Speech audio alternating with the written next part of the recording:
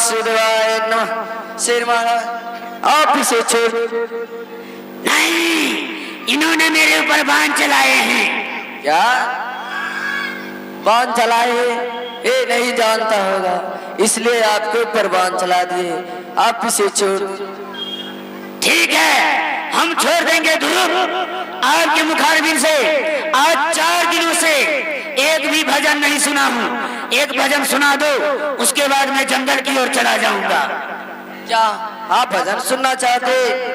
ठीक है, आप इसी जगह रुकिए, मैं आपको भजन सुना देता हूँ।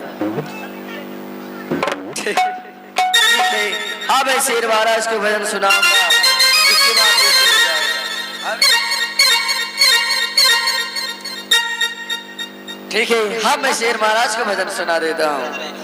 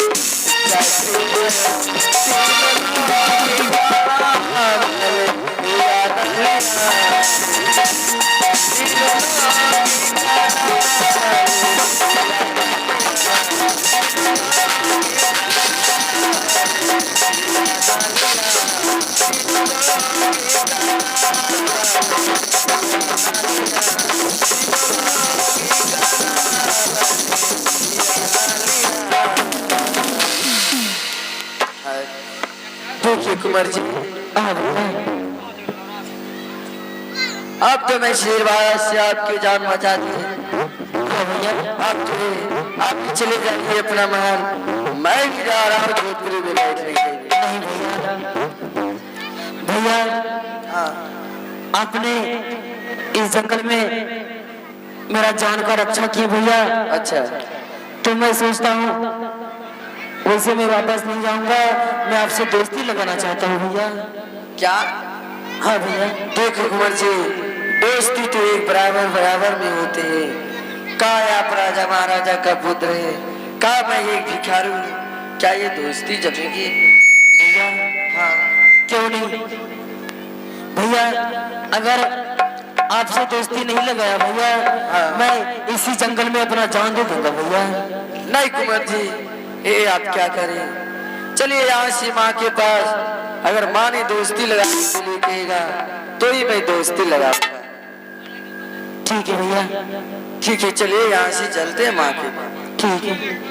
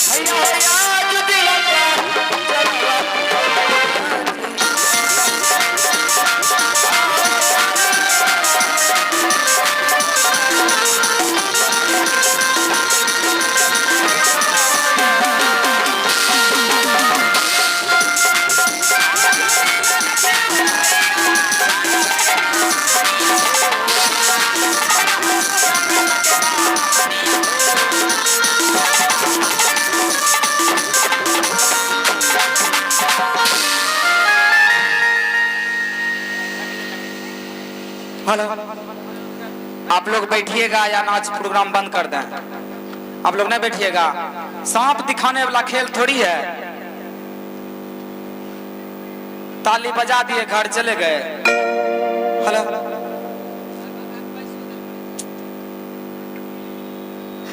कितना जगह है, देखिए जाल बिछाया हुआ, तब पर भी आप लोग मूर्ति के तरह ठहराए हुए देख रहे हैं। हेलो, हे भगवान, आज भी मैं अपने झोपड़ी के पास आई हूँ तो देख रही हूँ कि मेरा बेटा ध्रुव आज भी झोपड़ी में नहीं है। हे भगवान, कहाँ गया होगा वो? कैसे होगा? फिर मैं अपने बेटे ध्रुव को आवाज लगाती हूँ, शायद उनके खाना तक मेरी आवाज जाए तो वह दौड़ते हुए जंगल से चले आएंगे।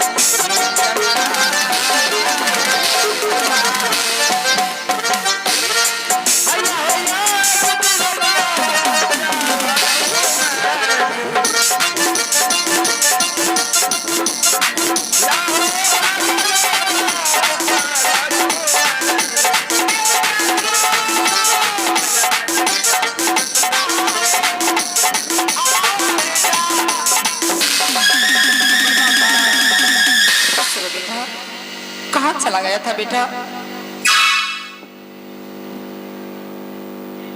हे बस कलता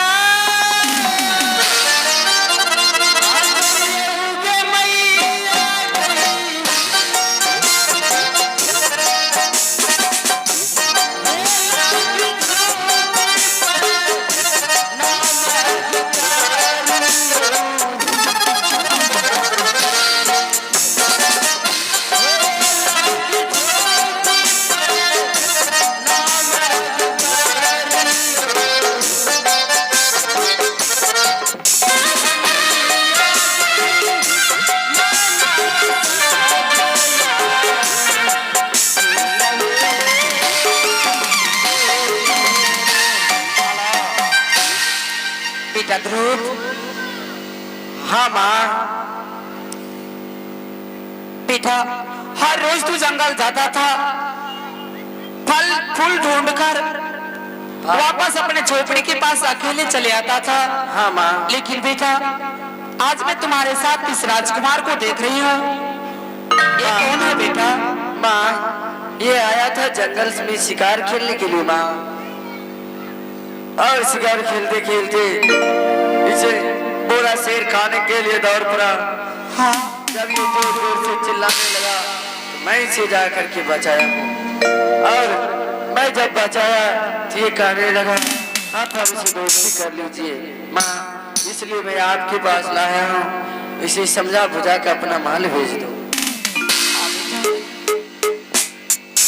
हाँ माँ। बेटा क्या तुम मेरे बेटे ध्रुव के साथ दोस्ती लगाना चाहते हो? हाँ माँ। बेटा तुम्हारा क्या नाम है? मेरा नाम उत्तम कुमार है माँ। और तुम्हारा घर कहाँ पड़ता है? मेरा घर उत्तमपुर से पड़ता है माँ। और तुम्हारे पिताश्री का क्या नाम है? मेरे पिताश्री का नाम राजा उत्तमपाद सिंह है माँ। बेटा हाँ माँ। तुम्हारे परिवार में और कौन सा सदस्य रहते हैं? माँ, मेरे परिवार में एक नौजवान है, एक सिपाही, एक मेरे पिताजी, एक मेरी माँ है। क्यों नहीं बेटा, लेकिन बेटा हाँ माँ। यह दोस्ती अच्छी नहीं होगी। दोस्ती तो बराबरी में होती है। कहाँ मैं एक भिखारा और कहाँ तो एक राजकुमार, एक राजघराने का, वह भी सुंदर बालक। कहाँ मेरे बेटे ध्रुव के शरीर में देखो कितनी धूल मिट्टी लगे हुए हैं। बेटा उत्तम, हाँ माँ। या तुम्हारी दोस्ती अच्छी नहीं होगी। तुम मेरे बेटे के साथ दोस्ती नहीं करो, वापस अपने शहर की तरफ चले जाओ। नहीं माँ। हाँ बेटा, मैं वापसी नहीं जाऊंगा माँ। माँ, अगर इस भैया से हमने दोस्ती नहीं लगाया तो इसी जंगल में अपना प्राण को त्याग दूंगा माँ। अरे बेटा, अच्छे बच्चे ऐसे नहीं बोलते हैं। तू मरने की बात मत करो बेटा। अगर तू चाहते हो दोस्ती लगाने के लिए, चलो मैं आज तुम्हें दोस्ती लगाते हो अपने ध्रुव से। ठीक है माँ। हाँ। बेटा हाँ माँ। देखो ना उत्तम जिद कर रहे हैं, कहते हैं माँ अगर तू दोस्ती इस जंगल में भैया के साथ नहीं लगाती हो, हाँ। तो मैं तुम्हारे झोपड़ी के निकट सर पटक के जान दे देंगे। अरे माँ, इसमें आपकी जो आदेश हो, अगर आप कहेंगे दोस्ती लगाने के लिए तो मैं लगाऊंगा, अगर आप नहीं कहेंगे मैं नहीं लगाऊंगा माँ। बेटा उत्तम जिद कर रहे हैं, वह नादान है। अगर इस जंगल में कुछ कर बैठेंगे, अगर वह अपनी जान दे देंगे तो हम दोनों बेटे पे, हम दोनों माँ बेटे पे पाप करेंगे बेटा।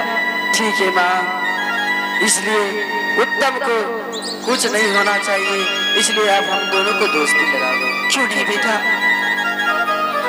बेटा ध्रुव, हाँ। दोस्ती तो मैं आज लगा रही हूँ। क्या तू सुदामा के जैसे एक कृष्ण के साथ दोस्ती निभा सकोगे? क्यों नहीं माँ, अगर कृष्ण जी चाहेगा तो मैं सुदामा के साथ दोस्ती निभाऊं, तुम्हें क्यों नहीं निभेगा माँ? क्यों नहीं बेटा, चलो आज मैं तुम दोनों की दोस्ती लगाती हूँ। आज मैं अपने बेटे ध्रुव की दोस्ती एक राजकुमार उत्तम के साथ लगा रही हूँ।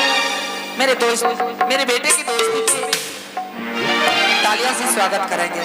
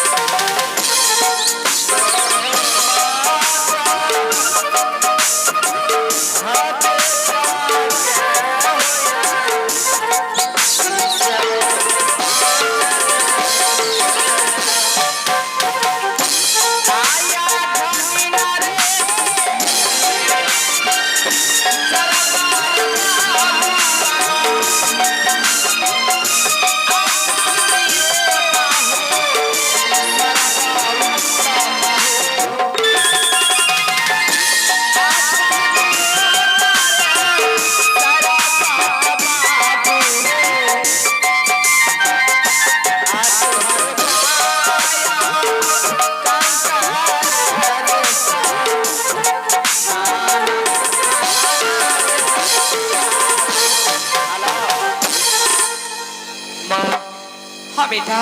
माँ दोस्ती तो लग गया माँ। माँ मैं अपने दोस्त का महल तो देख लिया, मेरा मन था माँ दोस्त को मैं अपना महल भी ले जाऊँ दिखाने के लिए माँ।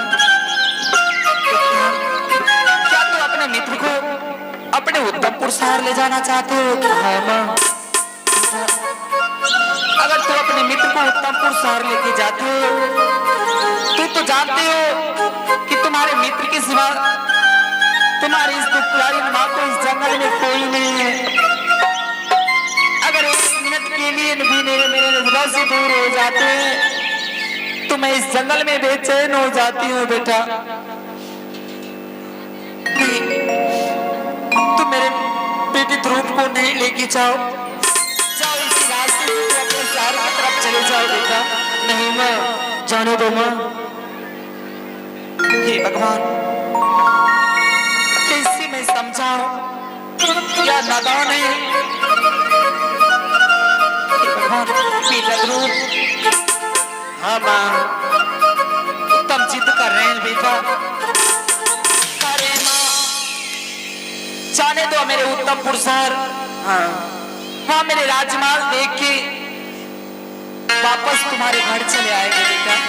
माँ, मित्र जी कह रहा है तो आपको तो इसमें हमें कोई इतराज नहीं। अगर आप आदेश देंगे जाने के लिए तो मैं जाऊंगा, अगर आप आदेश नहीं देंगे मैं नहीं जाऊंगा माँ।